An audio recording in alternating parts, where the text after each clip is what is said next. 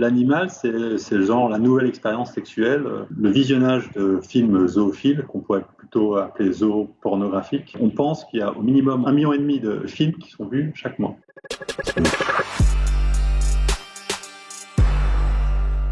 Les sites plutôt francophones, vous allez avoir des femmes qui se font pénétrer par des chiens ou des équidés, ou qui se font lécher les parties génitales, ou des animaux qui se font lécher par des femmes ou des hommes qui se font pénétrer ou qui pénètrent. Et les sites anglo-saxons, alors on dépasse le cadre des chiens, des canidés, des équidés. On voit des veaux à qui on impose des fellations, des cochons qui sont violés, tous les animaux de la ferme peuvent y passer. Ce qui est absolument frappant, c'est que pour accéder à ces vidéos, c'est 15 secondes avec les moteurs de recherche. Très souvent, en fait, comme c'est des sites qui sont anglo-saxons, on ne vous demande même pas si vous avez 18 ans, et directement, vous avez accès à tous ces contenus absolument obscènes et odieux. Et ça, c'est le premier étage, en fait, de l'activité des zoophiles. Le deuxième niveau, c'est quelque chose qui est beaucoup plus engageant, c'est des petites annonces de gens, en fait, qui se racontent leurs histoires, et avec des offres, un peu des offres de services. Donc, si vous voulez, il y en a un qui dit, toi, est-ce que tu as essayé avec un chien? Et puis, l'autre qui dit, bah, tiens, mets de la crème, parce que tu verras, si tu mets de la crème, il va venir lécher. Puis après, l'autre qui dit, mais, tiens, j'aimerais essayer avec un équidé, où est-ce qu'il y a un équidé dans mon département. Ça, c'est le deuxième niveau pour carrément organiser ces actes zoophiles. Et ça, c'est vu au-dessus de tout le monde.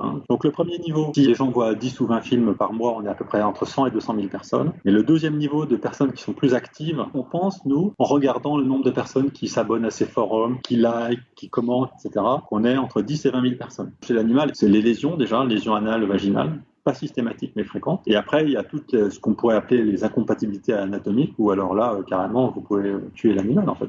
Vous imaginez ce qu'on fait ça sur des chèvres ou sur des poules, à la fin, les animaux sont morts. Quoi qu'il en soit, l'animal, pour nous, il est toujours contraint, il est toujours sous la domination d'un être humain, il oblige à commettre des actes. Et c'est pour ça qu'on parle carrément de viol ou de sévices sexuels sur les animaux. La zoophilie, c'est sans doute quelque chose d'assez vieux, en fait. Ce qui est vraiment récent, c'est que je pense qu'il y a déjà une sorte d'idéologie un peu post-68 art de genre jouir sans entrave, etc. Et puis là-dessus, il y a une couche d'internet qui permet aux gens de se rapprocher et de se retrouver. Et des gens qui spontanément en fait auraient pas osé franchir le pas, ou sur internet, ils trouvent toutes les solutions. L'acte zoophile, c'est condamné 2 ans de prison et 30 000 € maximum. Mais le visionnage de film lui-même, c'est plutôt une zone grise. Chaque année, on pense qu'il y a quelques dizaines en fait de personnes qui arrivent devant les tribunaux. Et c'est pas totalement surprenant. Et il y a toute cette question de comment les vétérinaires peuvent les repérer, quand bien même vous constater des lésions anales ou des lésions vaginales, aller faire parler la personne pour dire quelle est la cause d'où ça vient. Il y a à peu près 2/3 des contenus qui sont remontés à la surface par les moteurs de recherche. Une manière très simple de faire en sorte que